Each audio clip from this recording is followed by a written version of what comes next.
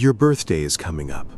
Someone asks what you're doing to celebrate, and you say something that for some reason unsettles everyone. Nothing. It's just another day. And suddenly something strange happens. People look at you wrong. Your friends think you're being negative. Your family assumes you're in a bad mood. And society seems to believe that if there's no cake, candles, and smiling photos, something must be broken inside you. But what if nothing's broken?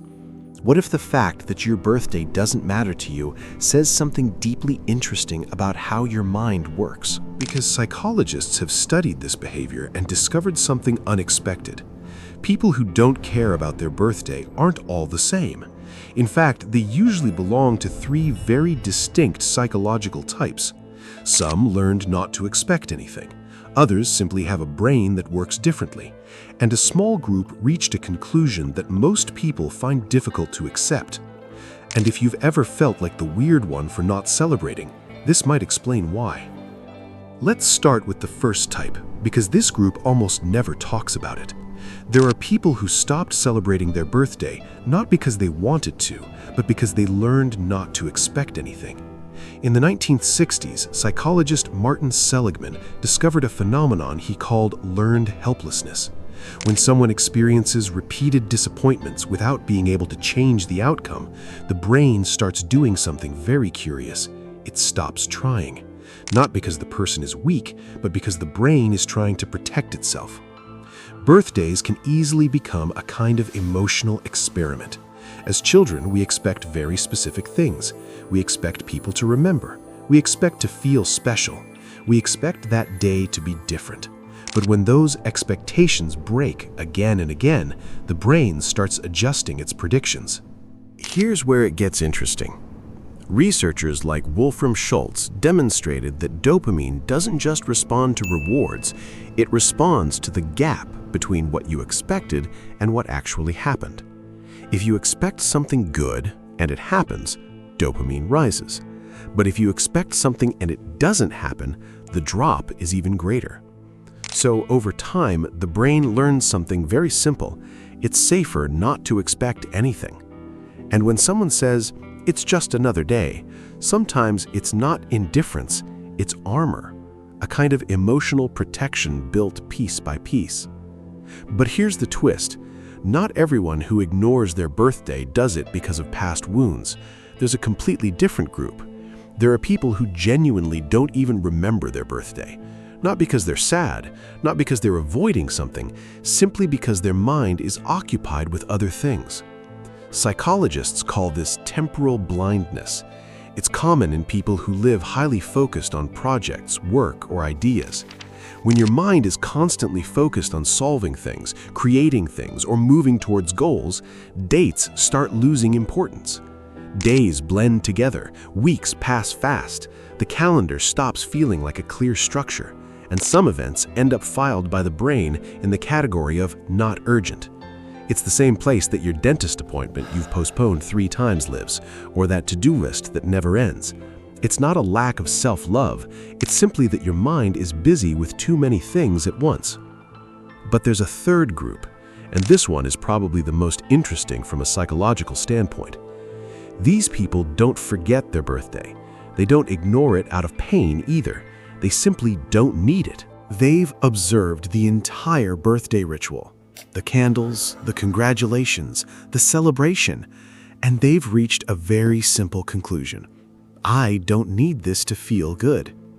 Psychology has an explanation for this. Researchers Edward Deci and Richard Ryan, creators of self-determination theory, studied for decades what truly makes people happy, and they found something curious. People with higher psychological well-being don't depend as much on external events to feel good about themselves. Their sense of personal worth comes from within, not from a specific date, not from a celebration, not from 30 people singing an awkward song at a restaurant.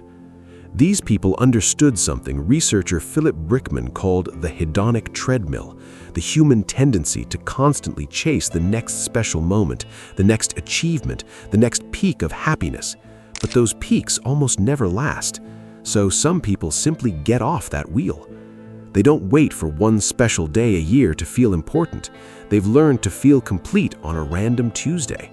And curiously, that can make others uncomfortable because it breaks a widespread belief, the idea that everyone should want the same things, that everyone needs attention, that everyone wants to celebrate. But it's not true. Some people have already solved that question inside. Now here's what most people miss. Not everyone who avoids their birthday does it from a healthy place. Some do it for a very different reason. Imagine this. You're 8 years old. It's your birthday. You've been waiting for this day for weeks. You told everyone. In your head, you imagined balloons, gifts, people gathered. And when the day arrives, everything feels much smaller than you expected. Maybe someone important didn't show up. Maybe someone forgot to say happy birthday. Maybe no one seemed as excited as you. And something changes inside you. You don't make a scene, you don't say anything, but you start lowering your expectations. The next year, you expect a little less, and the next year, even less. Researchers at Johns Hopkins discovered something called the anniversary effect. Our brain doesn't just remember certain dates, it relives the emotions associated with them, even if years have passed. That 8-year-old is still inside. But there's another interesting phenomenon. Psychologist Jennifer Crocker from the University of Michigan studied something called contingencies of self-worth. She discovered that some people avoid situations that might confirm their fears about themselves. In other words, some people stop celebrating their birthday not because they don't need it, but because they fear that if they celebrate and it doesn't go perfectly, that will confirm something painful. So they choose not to try. It's a form of self-protection. And the difference between these things matters, because there's a huge difference between not needing the celebration and wanting it, but not allowing yourself to want it. If you're someone whose birthday doesn't matter, ask yourself something with total honesty. Is it freedom or is it fear? Only you know the answer, but the simple fact that you're reflecting on it already says a lot, because maybe we've been measuring self-love wrong all along. We were taught that celebrating means you care about yourself, that throwing a party means you value your life. But maybe real self-love doesn't always look like a party. Maybe sometimes it looks like something much quieter, accepting that one more day on the calendar is already enough. Maybe someone watching this video today spent their last birthday completely alone and still felt perfectly at peace. If that's you, you're not broken.